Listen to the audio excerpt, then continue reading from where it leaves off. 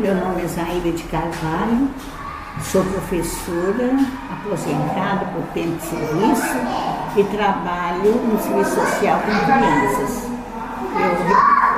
Hoje já tenho só apenas duas comigo, que são especiais, mas eu trabalhava com crianças em situação de risco de vida e risco moral.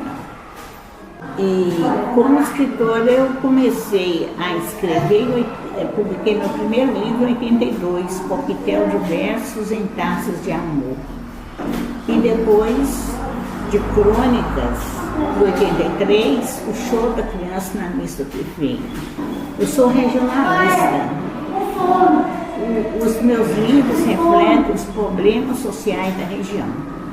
Eu pego o problema e crio uma história, uma crônica em cima daquele. As minhas histórias são sempre assim, sobre um fato real.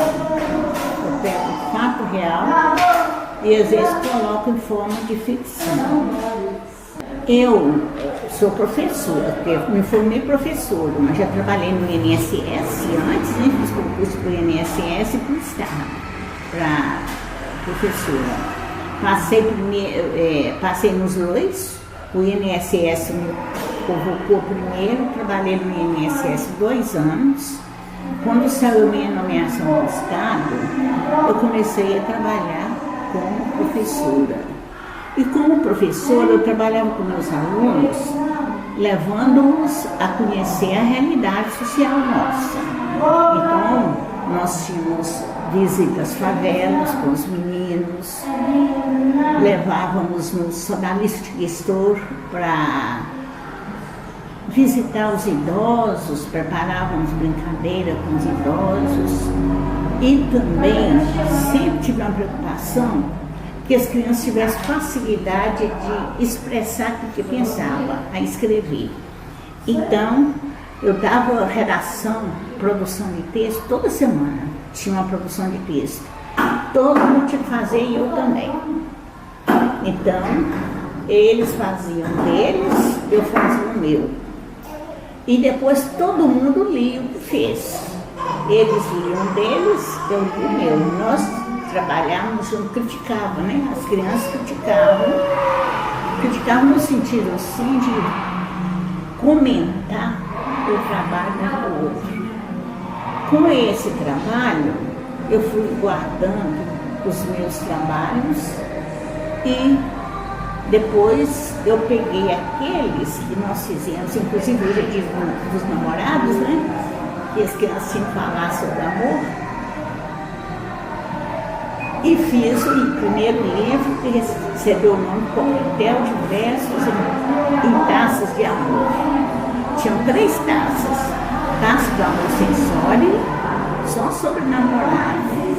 Taça do Amor Existencial, aí tinha os dados sociais, problemas sociais, tudo. E Taça do Amor Materno, só poemas sobre as mães. E na parte dos contos, né, eu juntei todas aquelas histórias que eu fazia, e os meninos também faziam, as minhas, eu fechei no livro Choro da Criança na Missa do Prefeito. Quase todos os textos foram trabalhados em função da escola, em função da sala de aula, dos meninos. Quer dizer, os meninos não participaram do livro, o processo da produção de texto cada qual fazia em casa, depois distribuía lá. E foi o resultado desse livro, o Coquetel de Versos em Taças de Amor. Eu não achei que está esgotado, isso tem a dificuldade é divulgar um trabalho para a gente. Porque eu não sei buscar patrocínio. A gente faz economia de imenso, custa para pagar a edição e depois é difícil da gente divulgar e ter o apoio. No princípio, eu tinha muito apoio no governo Geraldo Ribeiro, eles apoiaram a literatura de modo, por isso que a literatura geral cresceu. Mas hoje a verdade é essa. É quando eu fiz a história. Foi para que nós conhecêssemos realmente a nossa história. Eu fiz um trabalho de pesquisa sério, um trabalho de entrevista com os pioneiros, tudo documentado, tudo verdadeiro, e na verdade não foi apoiado pelo poder público. O interesse nosso é que os alunos conhecessem a história de Timóteo. E a história que existe lá não é verdadeira. Criaram um anel Timóteo aí, criado um folclore, ensinam a criança como se fosse verdadeiro. Quer dizer, são coisas que dá tristeza da gente saber que nós não conhecemos a história que nós temos. A gente estuda a história de outros municípios, de outras cidades, de outros países, e não conhece a história do município, da terra da gente.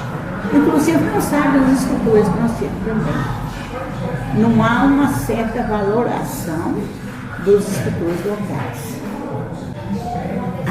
Quando a gente está no final da vida, né, que assim, no final não digo da vida vivendo, final da capacidade de produzir, eu fico agradecida a Deus.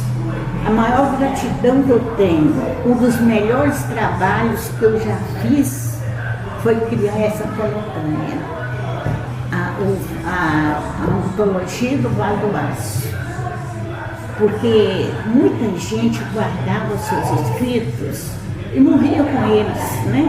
As pessoas não sabiam como divulgar o trabalho. Eu comecei fazendo a coletânea, divulgando, e aí apareceu crianças escrevendo coisas lindas, pessoas, e começaram a aparecer os escritores de Timóteo. Comecei esse trabalho em 86. E que eu tenho muita gratidão de poder conseguir fazer, e deixo aqui a minha gratidão ao Lelé, que ele apoiou e falou, faz a coletânea que a prefeitura patrocina. E patrocinou mesmo. Fizemos a coletânea, todo mundo que quis participar dela participou com ampla divulgação, e daí começou a florescer a literatura em Timóteo. O segundo livro também que me deu muita alegria foi a história de Timóteo. Nós não tínhamos uma história verdadeira documentada e contada pelos pioneiros. Eu fiz essa aqui através de entrevista com os pioneiros, pesquisa bibliográfica antes, e depois a pesquisa com as pessoas que fizeram e viram a história, desde o início do povoado daqui. Então esse trabalho eu comecei em 1970, fazendo entrevistas gravadas, guardando as fitas, e depois, agora que tive condição para editar, é que eu editei. Sujeira. Como eu falei, os meus livros, eu sempre escrevo sobre um fato real. Eu recebi uma criança que ela tinha 4 anos e dava a impressão que ela estava grávida no 9º mês, e com as pernas finíssimas, lá no Lar das Meninas. Então eu levei o médico e receitou remédio para a guerra. E a criança, quando ela tomou o remédio, ela ficou quase doida, saía no meio pelo nariz, pela boca, saía pelo ano, não sei o que eu tinha que estar puxando para a menina não morrer afogada, né? Foi uma dificuldade. Dentro de algum tempo, então ela tratou dos vermes. Dentro de algum tempo ela ficou linda. Quer dizer, acabaram os vermes, chegou o tratamento, né? Uma alimentação adequada e tudo, ela ficou linda. Então, eu criei a historinha do Sujeira, né? Então, a menina contando que ele deu os remedinhos, olha como é que a barriguinha dele cresceu, era parecido com ela, e começa o conselho para a criança, né? Então, esse livro Sujeira, ele, baseado nesse fato, ele tem uma orientação de higiene para as crianças, né? Todo ele inverso, não coma carne crua, nem fruta sem lavar. Mesmo que você estiver na rua, não tome água sem filtrar. E assim vai indo, o vovô conversando com a criança, e através dessa leitura a criança vai conscientizando da saúde dela. A Baratinha Zazá, ela foi de um fato real.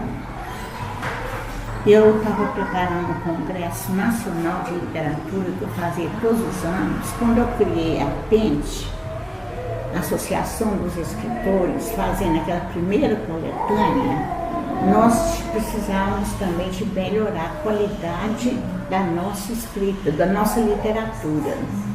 Para melhorar a qualidade, eu tinha possibilidade de sair e participar de todos os congressos em nível nacional, mas o pessoal aqui não. Então eu comecei a trazer os congressos aqui para Timóteo. Encontrei o apoio da USE Minas, Dr. Rinaldo Campos, me deu todo o apoio. Encontrei o apoio da Acesita, através do Dr. José Braz Ventura. Então a Acesita patrocinava hospedagem, a USE Minas patrocinava hospedagem, e eu conseguia, participando dos congressos a nível nacional, né? A gente conseguia fazer os convites e fazer aquele trabalho de formiguinha, cada entidade divulgando o máximo, ajudando. Tivemos também o apoio aqui da Prefeitura, da Câmara Municipal, na época era selo, pagando selos. Então nós tínhamos aqui uma média de 120 escritores, vinha de norte ao sul do país, inclusive de Portugal e da Argentina. Havia uma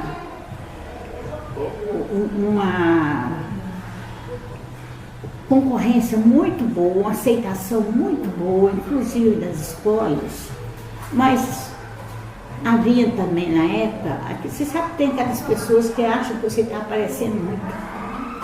E tentou achar, não compreendeu que o objetivo da gente não era pessoal. O meu objetivo era social, era crescer o nosso município, a nossa literatura. E na véspera do congresso eu recebi uma média de 50 cartas por dia, de toda a parte do país, de outros países, né? Perguntando sobre o Congresso de Timóteo.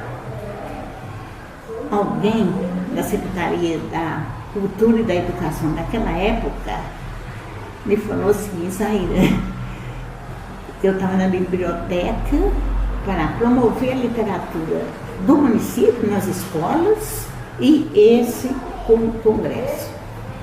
Na escola, a biblioteca não é lugar de livro. Você vai voltar para a sala de aula porque você está fora de função. E me voltou para a sala de aula. E eu fiquei preocupada, meu Deus, é fevereiro, em abril o congresso, como que eu faço para dinamizar, que dá trabalho demais da conta um congresso, é muito trabalho, apesar de ter todo o patrocínio das empresas. Então, eu criei essa história da Baratinha Zazá. Era uma vez uma Baratinha Zazá, sabe o que ela fez? Já vou contar.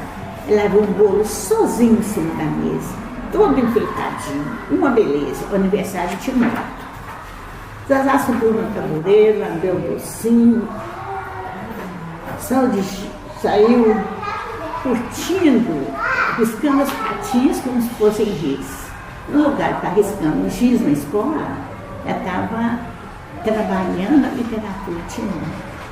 E passeava assim tão contente, quando de repente a Maria chega, secretária de Educação, e abre o berreiro: mamãe, olha o barato.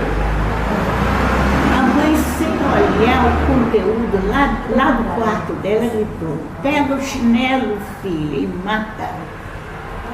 E a menina pegou o chinelo e bateu em cima do bolo. O bolo espatifou-se no ar, acabou todo. E a Baratinha correu e escondeu no sapateiro. E caiu um sono profundo.